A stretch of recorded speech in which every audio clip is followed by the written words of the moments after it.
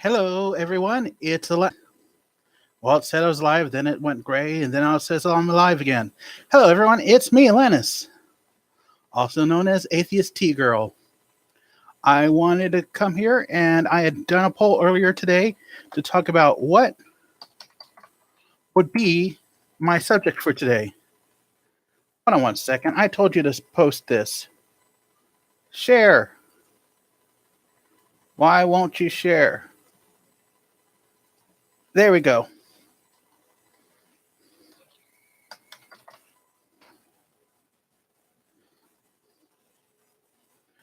Okay, everyone, let's try that again.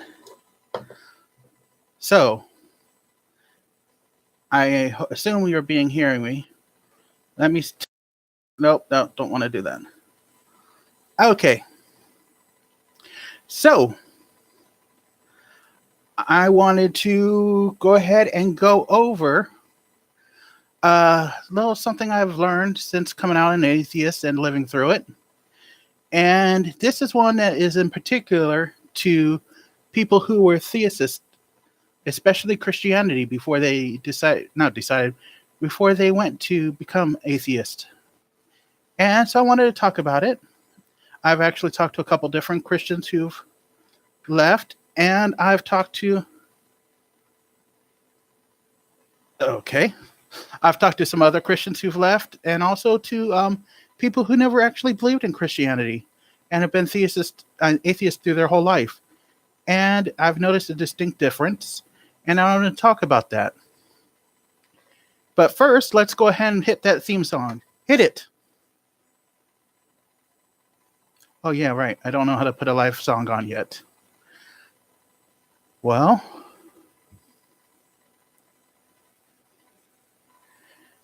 gender is just a social construct. And believing in God is just a crutch. Put it together and mix it well. What do you get? Atheist Tea Girl! Okay. Now that I'm done embarrassing myself with music, let's go ahead and get back to the subject at hand. So, one thing, imagine you are a kid and your parents tell you, okay, if you act good on this trip, I know it's a boring trip, but if you act good, afterwards, we're going to go get ice cream. And so you're a good kid. You listen to what they say. You obey all the rules. You even let your aunt come and pinch you on the cheek, even though you don't like it. And you do the best you can. But it's going to be worth it because afterwards there's ice cream.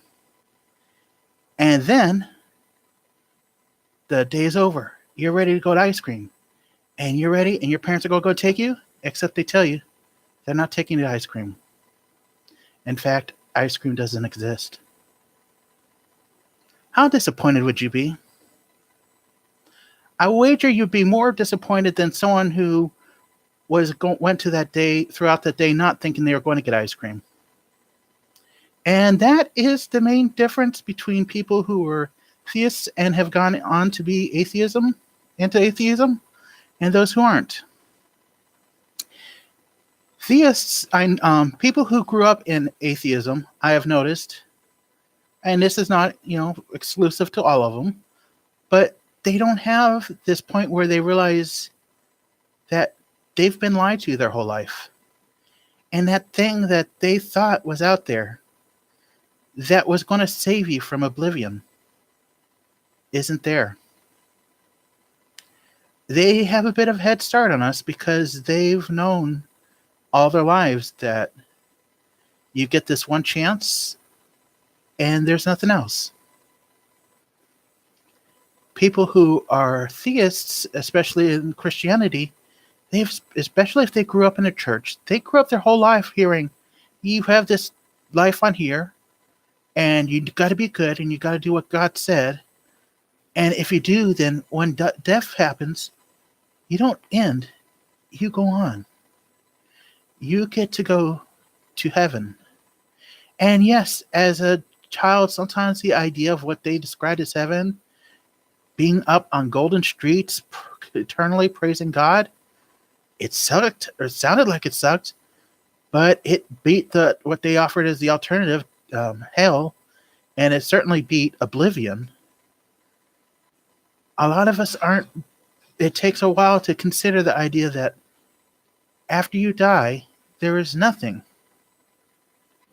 That the people you love who've gone on before, that were Christians with you, that you aren't going to see them again. That they exist in your mind, and once you're gone, those memories are gone to them as well. And once you die, sooner or later, there's going to be that last person who knew you lived, and they'll die. And you may not be remembered ever. And the world may have passed without you making any permanent change. And even if you do make a permanent change, how long is permanent? Let's say you came up with a medicine that helped get rid of cancer. Your name's on the history books forever, or at least until humanity stops keeping history books, or until humanity dies. Or let's say humanity gets off this world and they spread to the entire galaxy, entire universe. Sooner or later, entropy happens. And even if you were the one person every human thought of right before death, once that last human goes and there's no more energy in the world, you're forgotten. And if you were raised as a Christian, that can be a very hard thing to accept. I know myself, and at least one other person I know of who left, and I'm sure there's, and I've talked to others, we didn't go straight from Christian to atheist. We went from Christian to agnostic to atheist. Myself, I went from Christian to agnostic, where I went, okay, the Bible as taught to me was wrong, but there's still got to be someone out there. There's got to be a God out there.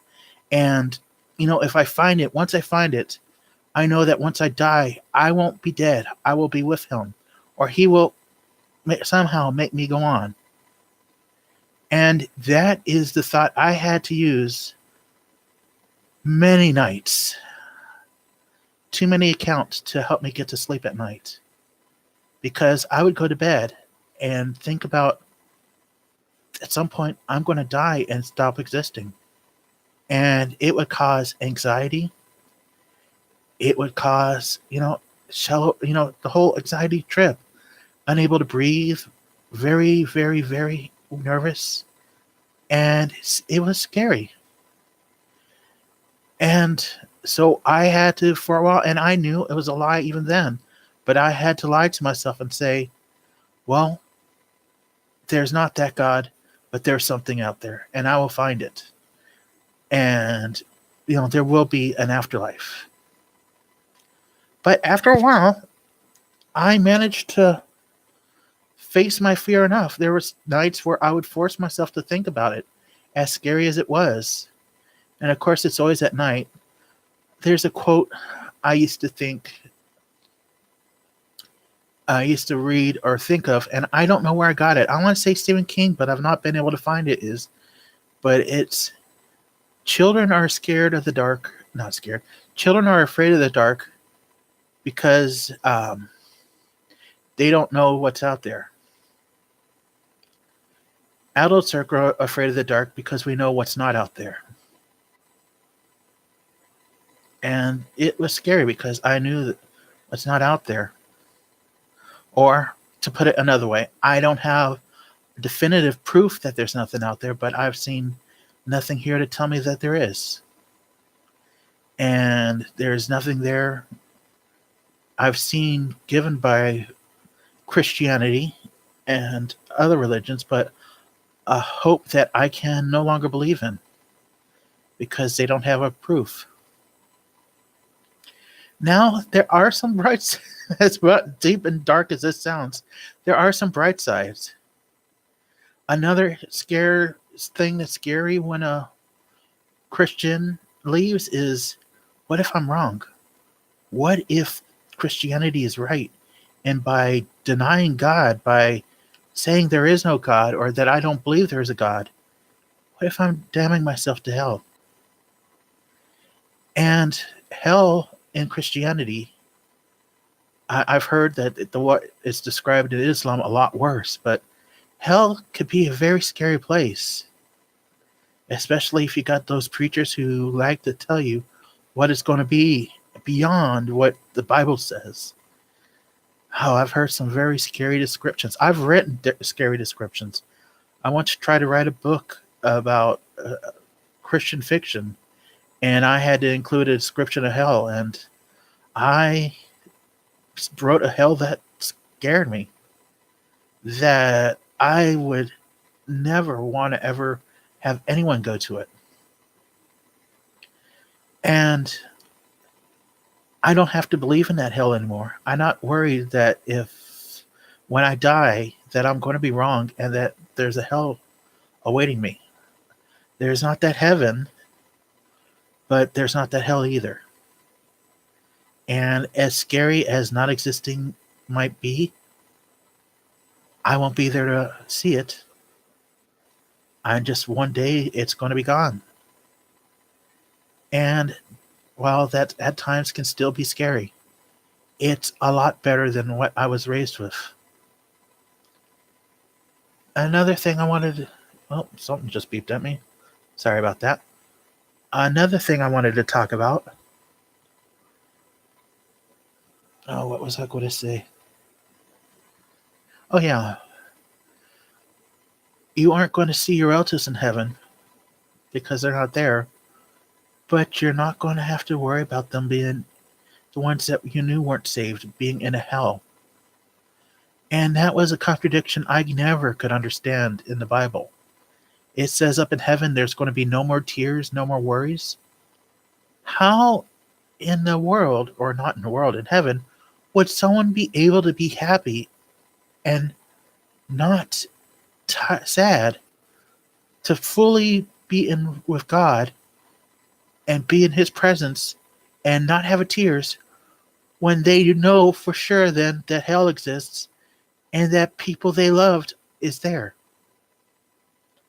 And what's worse is the God that you're praising had the ability to stop people from going there. And I won't get into the whole argument that, God gave us the choice or not. People you knew would have to be in hell. People you don't know would be in hell. And I don't see how you could be happy in heaven with that, knowing that. Now I don't have that assurance that, my best friend Elizabeth, she's dead. I don't have that assurance that I'm going to see her when I die. And yeah, that hurts. But I also know that she wasn't saved, and I don't have to worry that she's enduring stuff that I wouldn't want anyone to endure. Sorry, I didn't mean to get emotional over this one. Hormones, they're really good. Estrogen has made me so much more weepy, but I love it. But that's what I just wanted to tell people. The title of this thing is God's Revenge, and I don't believe God has a revenge, but I believe that the faith that we grew up with, the faith that some of us chose, does have a revenge for us when we first leave it. It had its hooks on us, and there's that one last pull. You're going to leave us, then you're going to have to face the consequences of what would be happening if we aren't true. And that can be a hard thing to do. I know it was hard for me. It wasn't the darkest point in my life, but it was close. I know some other people who went through it, and it caused a lot of trouble in their lives to try getting adjusted to this idea. But I know for myself, I am happier now than I was, despite me crying. I am happier as I am now than I was back then, trying to believe something that I had trouble believing and trying to reconcile all my thoughts with that. And I'm hitting the 15-minute mark, so I'm not going to leave it much longer. I just wanted to tell everyone what I was thinking about and let everyone know I am working on my next video. I believe it's going to be a reaction video to TERF talking about how trans people, well, specifically how men who like to pretend they're women for sexual thrills are invading women's spaces. It was a tough one to watch, and I get to watch it 2 more times to make sure I get all the video I want for it. But I think I could get a good video out of it.